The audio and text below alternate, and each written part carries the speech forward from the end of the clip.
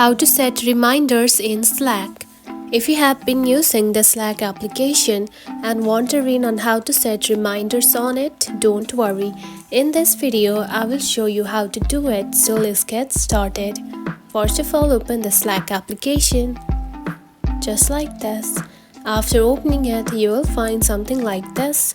Now, tap onto any chat or channel, just like this. Then tap on to direct message right here, tap on it. Now simply use the remind word, just like this, tap on to remind. You can use slash or command, you can also add the add, just like this.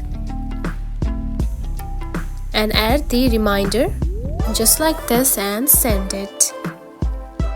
And now you can see the reminder has been sent. Now next thing you can do is go to back and tap on to Slack bot right here. Tap on it. Now simply tap on to remind.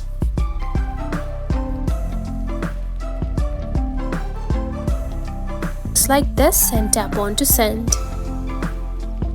And now you can see the Slack bot will remind you to submit a file. And that's it. This is how you can set reminders in Slack. If you found this video helpful, don't forget to like and subscribe for more tips. Thanks for watching.